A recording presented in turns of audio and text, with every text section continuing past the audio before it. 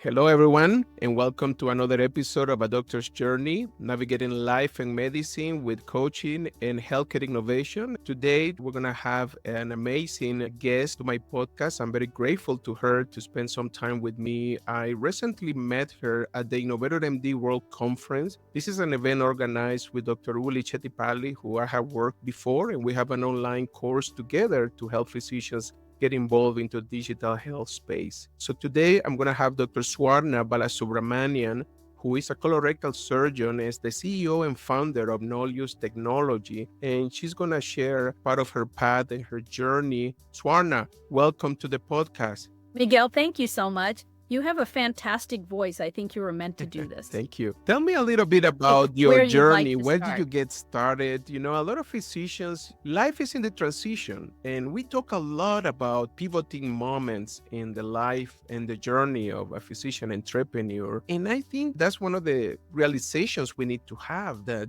we expect a very straight path, but unfortunately there's ups and downs on your journey. But tell us a little bit about you. So, I was actually born in India and I grew up in Boston. I went to college there and I went to medical school actually in the Midwest at the Mayo Clinic.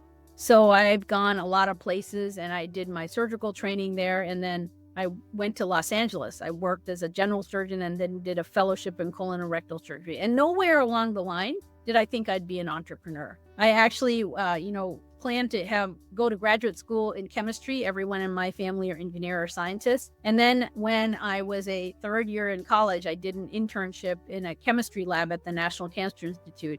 And I met a doctor who had an MD, PhD, and was doing some fascinating research. And that became my goal. So life is all about, following your North Star, I think. And, that influenced me quite a bit. Left the plan to go to graduate school in chemistry. My parents were like, what crazy thing are you doing? And then it led me to this path of medicine.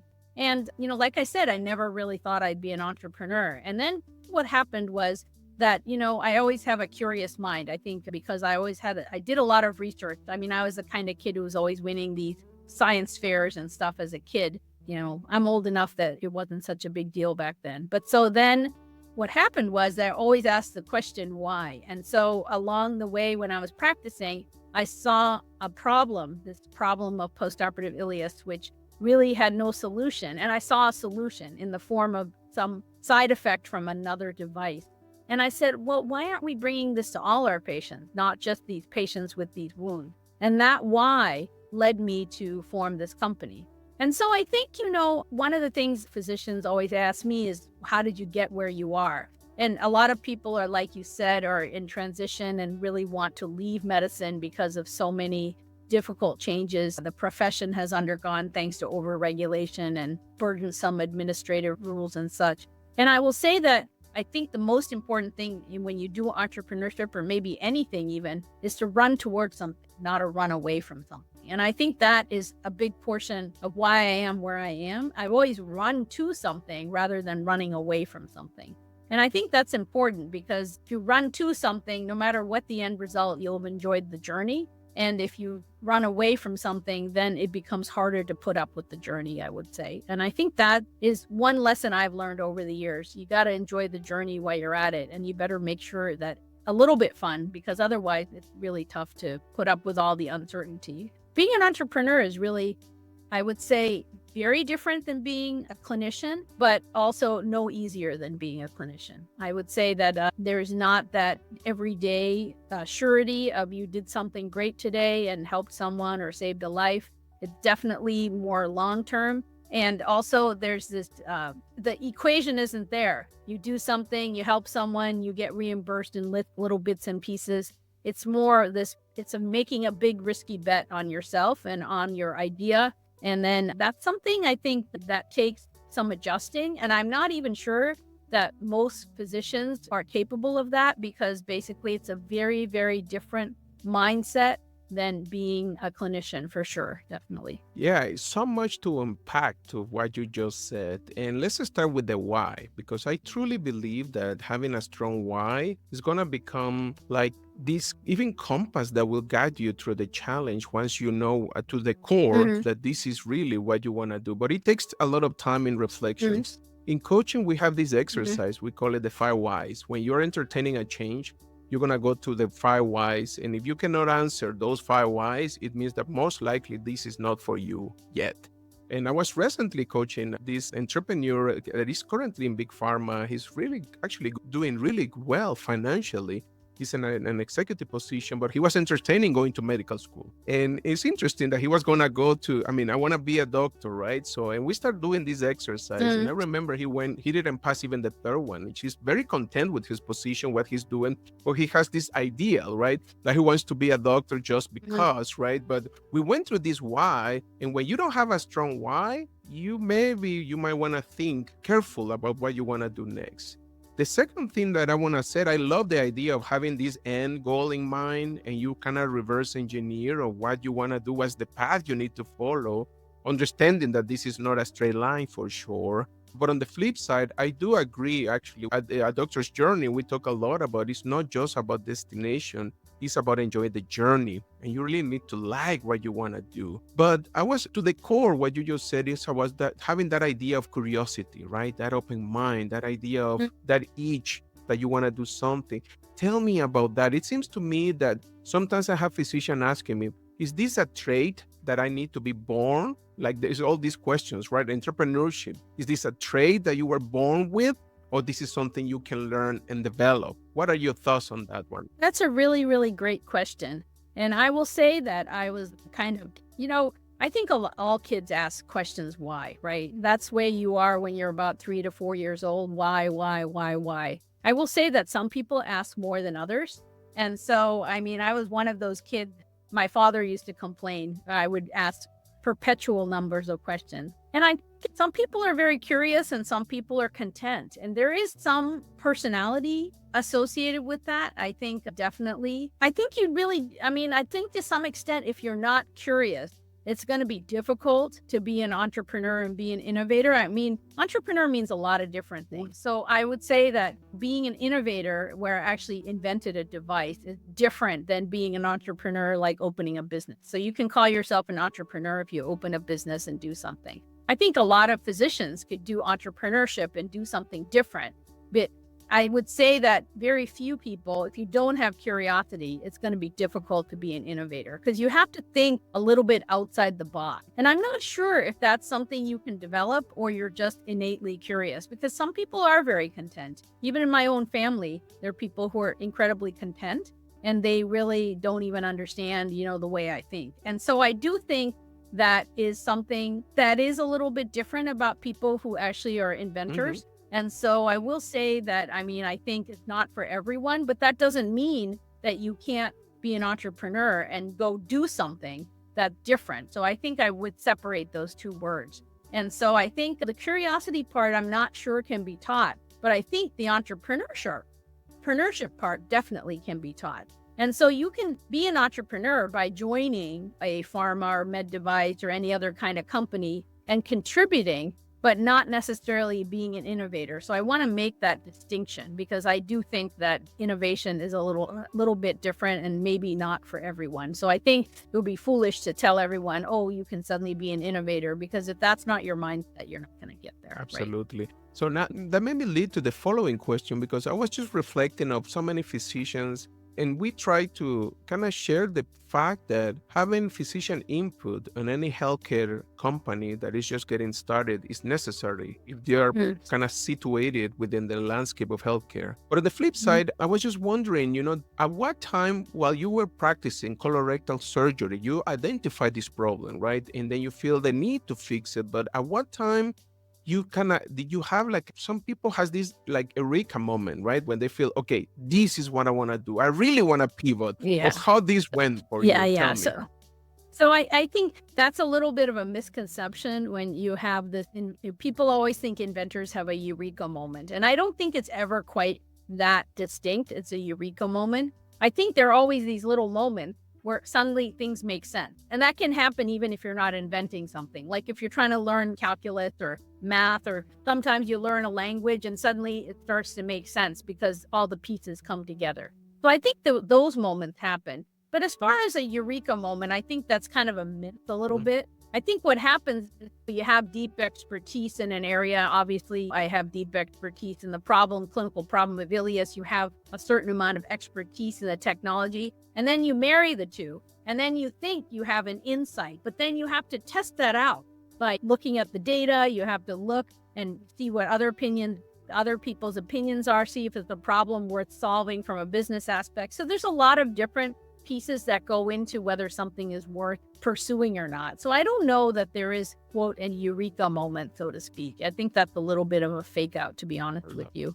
But I do think that you can have insights along the way. And then there's the business part of figuring out whether the insights are worth pursuing. And it was a long story for me. I mean, basically, I had this insight and it took a good 3 years before I was like, okay, this is worth making into a company. So it took a while from the time I saw something to we decided to pursue it, because there's a lot that goes into it, and I was still practicing all the time. So, I mean, that's the other thing. I don't think anyone should really just quit with the idea they're going to pursue something. You can do stuff on the side and then basically vet your idea out. So I would say that's an important step too. Definitely. I love it. I think there was a lot of wisdom on what you just said. Now, as far as the recap, maybe what I was thinking is there was just a moment where you said, reflecting, okay, I want to build this product. I want to be the one building this product.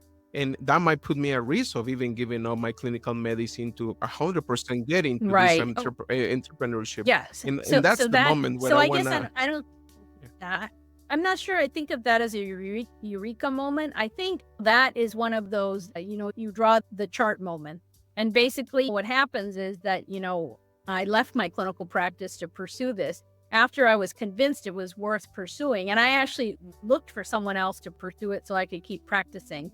But what happens is at the end of the day, you sort of say, okay, I can either, it's the old give a man a fish or teach him to fish, right? And so I was operating on one patient at a time and fixing X number of patients. And in a career, I think that any doctor or surgeon maybe delivers 10,000 babies or fixes 10,000 bellies. But here's an opportunity. If this device works the way I see it to work, then you have the ability to affect millions of people. And that's really what drives you. I mean, people have different reasons to become entrepreneurs. And some people, obviously, it's money. But for, in the medical field, I think very few people do it for money. You could open a liquor store and probably do better.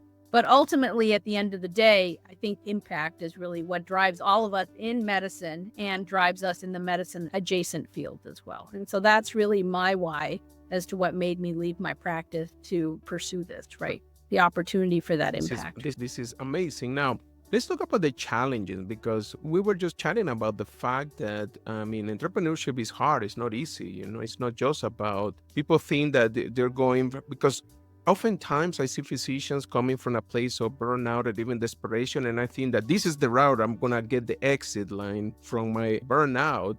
And I was recently reading an article which I presented in our national conference about burnout in digital health entrepreneurs. And the burnout rate was as much as the one of physicians in the United States, meaning 60% plus. So burnout is a reality in the entrepreneurial work as well. So maybe tell me a little bit about the challenge and how you've been able to manage or balance your wellness with all these challenges. It's a great comment, and I'm not sure that I'm an expert at it or I figured it out. I'll just say that there's always, we live in a crazy world, right? You just have to look at what's happening in the United States in politics and socially, and it's a disaster out there. I don't think anyone would argue with that comment. But I think you have to have something positive in your life all the time, and that helps you cope with all the negative. And if you don't have something positive, that's when the burnout starts taking over. And so you have to focus and sort of find your joy, so to speak. And for everyone, it's a little different. And I think with entrepreneurship, one of the things that I found is that it's an opportunity for me to re-stimulate myself. After, 30 years of practicing after graduating from medical school, it's nice to be able to learn something new, challenge yourself in a new way, and grow in a different direction. And I think most people who go to medical school are pretty smart people. They like the challenge of doing something new.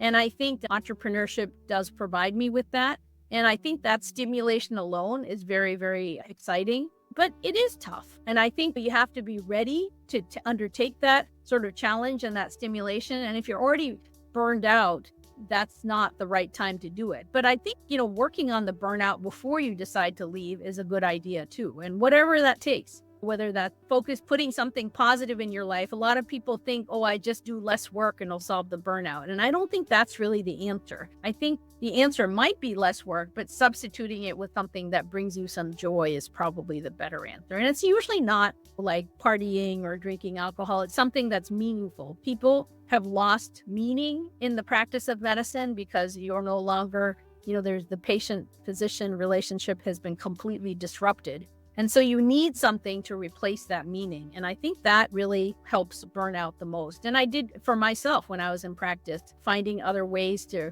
replace that meaning. And sometimes that's as simple as within your practice, changing the metrics of how you measure yourself. I think sometimes physicians are incredibly hard on themselves, the metrics of what they consider success. And if you change those metrics and realize there's a lot of other things that you're doing that benefiting patients, that can also bring you joy too, right? Totally.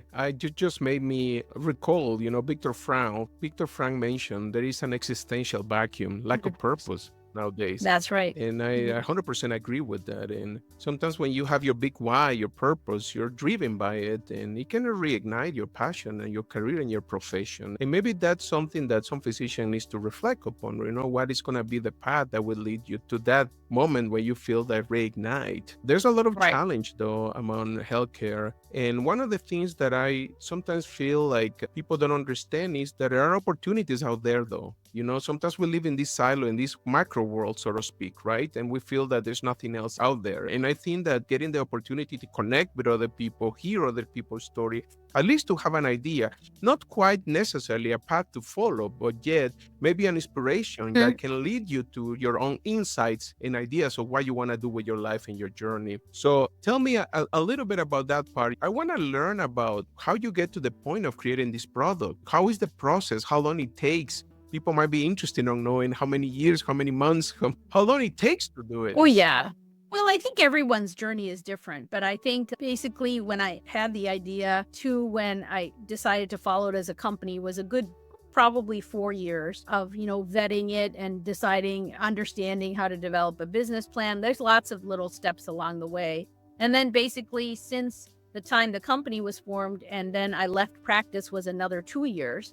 And then basically I've been full-time doing this for 5 years since then. So it's a process. And part of the process for doing any type of med tech type of stuff is most of the time is, subject to FDA regulation. And that pathway and the evidence you have to create is part of what takes a big timeline. And that's also what increases the risk as compared to doing a software or some non-FDA regulated type of innovation, so to speak. And I think physicians are also capable of doing random innovation. You don't have to do med tech. You can go do something else. If you find a better dog collar or whatever, go for it. I think people are smart and they have lots of different ideas. But, those are very different in the sense that you might not have IP protecting you the way you do in med tech, and you don't have FDA regulation. And so you first to market is going to win the ball in that situation. So it's a long pathway. And it's a considerable amount of risk. And I do think that if you don't have any money put aside, it is tough at first because you start lean. And so you don't command the kind of salary you do as a physician. And these days, salaries in medicine have also blown up quite a bit. And people complain all the time about the debt. But compared to the salary I got as a surgeon, 22 years ago when I started at Kaiser, salaries are really big now. And I think that's because hospitals subsidize so much of it. And I see it because when we ask physicians to participate in these sessions, they want $800 an hour, which is unsustainable for a startup because everyone thinks we're like Medtronic, but we're not. We're basically, don't make any money and we're taking a lot of risk. So I think physicians also have an unrealistic idea about what startups are like and the kind of restrictions they work under. And then they want to be treated, they want to make that smooth transition from their $500,000 a year job to a startup at that same level. It's just not going to happen. So there's a lot of things that physicians need to understand, right? Fantastic. So I want to spend the last few minutes just kind of getting to know about the product you have developed. What is it used for? What is where are you? What is the stage of this product at this point? Oh, you're so kind to ask, Miguel. So it's the company's called Noleus Technologies, and it treats postoperative ileus, which if you are a hospital-based physician, you will have seen. It's that intestinal dysfunction or the lack of bowel function that happens after people have abdominal surgery. So ileus is the condition, and so Noleus is no ileus. Get it? So anyways, it uses, I can't really talk about how the device works and its indications because we're not FDA approved, but the goal is to treat postoperative ileus. If you put it on a public forum, the FDA will come slap you around. So I have to just talk in generalities that our goal is to treat this problem of postoperative ileus with a single-use device. And the idea is that instead of, people being in the hospital 3 to 10 days after major abdominal surgery, it takes a while to sort of get your bowel function back, lose your IV, and then your bowels work and you get to go home eating some sandwiches and stuff, that we get people out of the hospital much faster. So it's kind of like the evolution when we used to do gallbladder surgery with a big cut under your rib cage and people stayed in the hospital for a week. Maybe your grandma had the same kind of surgery mine did. I mean, it was a big deal. Like, people were really sick before they had their gallbladder taken out, and it was a long journey back to health. We now do practically every one of those surgeries through a minimally invasive method, and people have same-day surgery, go home, and they're back to normal in a week. And that's a big difference. And so we can do the same for abdominal surgery by just getting people to eat sooner. And, when you don't eat after abdominal surgery, you're not healing. So, the process of surgery makes you catabolic. You break down your protein, and you really need protein and digesting protein to heal. You become anabolic again. And that is the big goal here, is to get people eating, healing, and with less complications, because many of the complications, 1 out of 5 people have a complication after abdominal surgery. And that is because of the delay in returning to eating and getting adequate protein. And that's very common, especially as older people who have abdominal surgery are already weak, or they have cancer and they're malnourished. And 40% of people have chemotherapy and other treatments after abdominal surgery. And oftentimes those are delayed, and we wait a minimum of 6 weeks because of the healing phase. And if we could get people to heal faster, people would just generally do so much better. And I think the outcomes will be measurably better, right? Do you have an anticipated time when this product might be available for the public? Probably it's going to be a couple more years because we're on the verge of starting clinical trials. And if people are interested in knowing more, they can go to noleustechnologies.com and learn more and find me. I mean, my email is all over the web. But we're recruiting for clinical trial physicians. And then once we have to create, obviously, enough data to satisfy both the FDA and to satisfy clinicians. And then once we get all of that set up, we'll be able to get this on the market probably 2027. Fantastic. Thank you for sharing your journey. Thank you for being here with me today. Any last message you might have for any physician interested in entrepreneurship or healthcare innovation in general? I think you don't have to leave medicine in order to find fulfillment. You can improve your life so much there. I hear so much about that. But if you're interested in being an entrepreneur, don't be scared. I mean, if I can do it, anyone can do it. I think it's just a matter of, you have to be comfortable putting one foot in front of the other and moving forward. And I think sometimes physicians are very much afraid of that because they want a prescribed path. And I have bad news if that's the case. There isn't one for entrepreneurship. It's kind of, sometimes people say to be an entrepreneur, you have to be a little crazy. And I say, well, you just have to be comfortable with throwing cooked spaghetti against the wall and see what sticks. And then that, if you can handle thinking like that, then this will be manageable for you. Absolutely. Right. Thank you, everybody. And the links to connecting with Dr. Swarna and with the Doctor's Journey will be in the description of this episode. Thank you, everyone. Miguel, thank you so much. It's been a pleasure. Bye-bye.